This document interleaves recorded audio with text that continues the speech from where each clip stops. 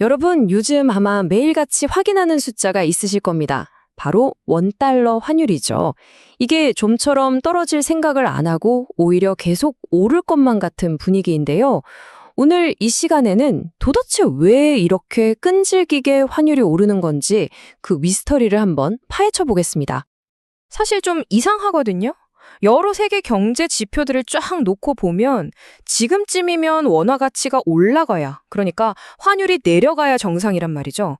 그런데 지금 우리 시장에서는 전혀 딴판인 상황이 벌어지고 있는 겁니다. 대체 이 거대한 모순, 정체가 뭘까요? 이 현상을 제대로 이해하려면요, 환율을 가운데 두고 벌어지는 엄청난 줄다리기를 한번 상상해 보시면 됩니다. 한쪽에서는 환율을 어떻게든 끌어내리려고 안간힘을 쓰고 있고, 다른 한쪽에선 반대로 끌어올리려고 팽팽하게 맞서고 있는 거죠. 자, 이 줄다리기는 크게 두 팀의 싸움이라고 볼 수 있습니다. 한쪽은 환율을 끌어내리는 글로벌 요인 팀, 다른 한쪽은 환율을 끌어올리는 국내 요인 팀이죠. 각 팀이 지금 어떤 전략으로 줄을 당기고 있는지 하나씩 샅샅이 뜯어보겠습니다. 먼저 환율 하락 쪽으로 줄을 당기는 글로벌 팀부터 볼까요?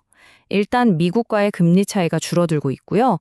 또 수십 년 동안 저금리를 고수하던 일본마저 드디어 금리를 올리기 시작했죠. 보통 일본 엔화랑 우리 원화는 같이 움직이는 경향이 있거든요. 그래서 엔화가 강해지면 우리 원화에도 좋은 신호가 됩니다. 그러니까 이런 전 세계적인 큰 흐름을 보면 달러의 매력이 떨어지면서 환율이 내려가는 게 당연하다는 거죠. 그런데 말이죠. 반대편에서 줄을 당기는 국내 팀의 힘이 이게 장난이 아닙니다. 미국 주식에 투자하려는 서학개미들이 계속해서 달러를 사들이고 있고 기업들은 환율 더 오를 것 같은데? 하면서 달러를 팔지 않고 꽉 쥐고 있고요. 여기에 외국인 투자자들은 시장이 조금만 불안해도 주식을 팔아서 달러로 바꿔나가 버리죠. 결국 이 국내의 막강한 달러 사자 힘이 글로벌 하락 압력을 그냥 찍어 누르면서 줄다리기에서 이기고 있는 겁니다. 아니, 이 국내 달러 수요가 도대체 어느 정도길래 그럴까요? 지금 추정되는 것만 봐도 우리 기업들이 시장에 풀지 않고 가지고 있는 달러가 무려 200조 원에 달한다고 합니다. 200조 원이요? 이러니 환율이 떨어지기가 쉽지 않은 거죠. 자, 이렇게 경기가 한쪽으로 확 기울어지니까 드디어 심판이 나섭니다. 바로 우리 외환 당국이죠. 시장을 안정시키려고 아주 전략적인 카드를 꺼내들고 있는데요. 그들의 핵심 선수가 누군지 한번 보시죠. 네, 바로 대한민국 최대의 큰손 투자자, 국민연금입니다. 정부가 국민연금의 그 막대한 자금력을 이용해서 외환 시장에 직접적인 영향력을 행사하려는 그런 전략을 쓰고 있는 겁니다. 첫 번째 작전은 통화 스와프라는 겁니다. 이게 뭐냐면요. 국민연금이 달러가 필요할 때 시장에 가서 사들이면 환율이 오르잖아요.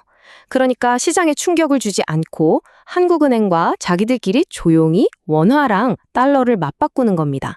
아주 영리한 방법이죠? 자, 다음 카드는 환해지입니다. 이건 일종의 보험 같은 건데요. 국민연금이 해외 자산에 투자할 때 환해지 비율을 높이면 그만큼 달러를 팔고 원화를 사야 하거든요. 그럼 자연스럽게 환율이 떨어지는 효과가 나타나겠죠. 여기에는 단기적으로 대응하는 전술적 환해지랑 좀 더 길게 보고 크게 움직이는 전략적 환해지, 이렇게 두 가지 옵션이 있습니다. 그러니까 진짜 핵심은 바로 이 개입의 규모입니다. 국민연금이 동원할 수 있는 돈이 최대 10조 원에 달한다는 거거든요. 이건 시장에 대고 우리한텐 100조 원의 실탄이 준비되어 있으니 함부로 움직이지 마라 라는 아주 강력한 경고 메시지를 보내는 것과 같습니다.